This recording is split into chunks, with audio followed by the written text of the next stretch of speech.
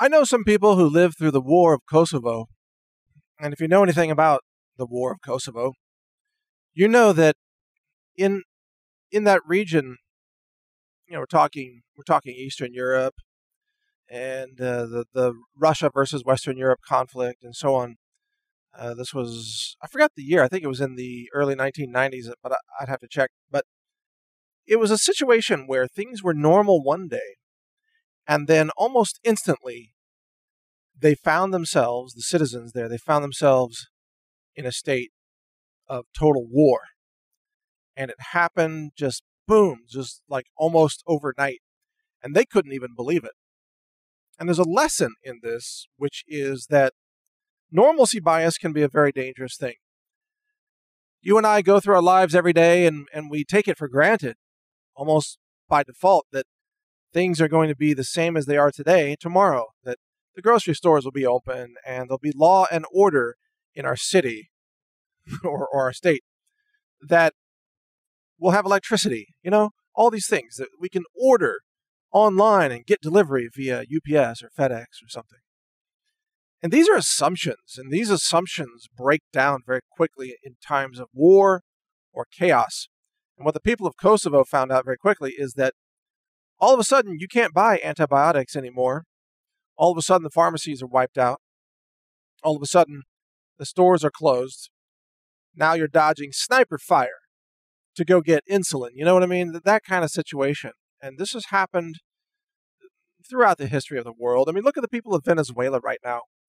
Very highly educated, overall well-intentioned, intelligent people, very capable of running a first world nation. Venezuela was rapidly expanding and doing well. And then virtually, well, it wasn't overnight in this case. It was a rapid monetary debasement and financial collapse that I guess accelerated over about 3 years, frankly.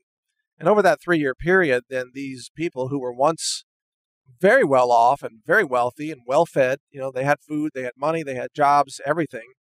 They found themselves suddenly starving and desperate and living under authoritarian tyranny. No joke. They found themselves in a very bad situation that didn't seem possible a few years earlier. And you got to ask the question, if the people of Kosovo or Venezuela could go back in time before that crisis hit, what would they have wanted to acquire, or what skills would they have wanted to learn before the crisis happened? And they'll tell you, because many of these people are living today and they went through hell. They'll tell you things like, we wish we would have had antiseptic liquids, things for sanitation purposes, just to wash your hands. We wish we would have had soap. We wish we would have learned how to use weapons. That's a very common one.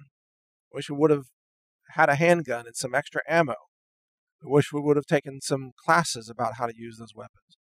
Wish we would have had a bulletproof vest, things like that. Or we wish we would have had extra cash, or bought some gold, or grown a garden, or had some goats and backyard chickens. We could have had eggs and maybe not starved to death, These are the kinds of things that you hear from individuals who recount what happened to them. And so it's important for you and I to learn from those people, because things can change quickly in our society as well.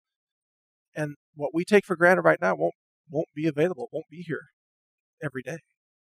So think about it right now. What do you need if things go bad?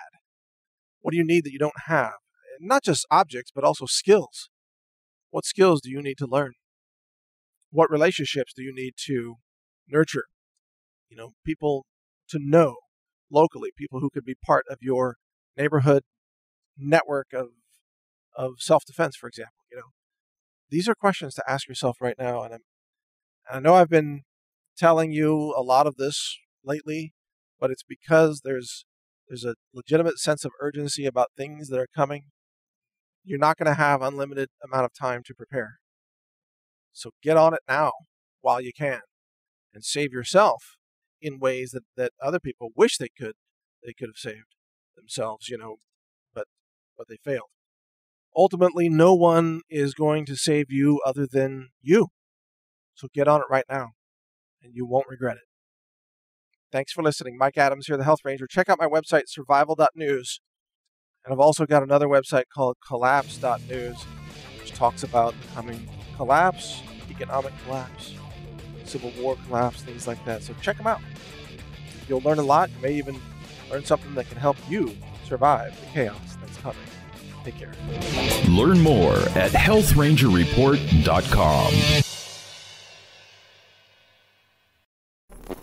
Thank you for watching. If you want to support our mission, visit us at healthrangerstore.com for the world's largest selection of lab-verified superfood and nutritional products for healthy living. It's at healthrangerstore.com.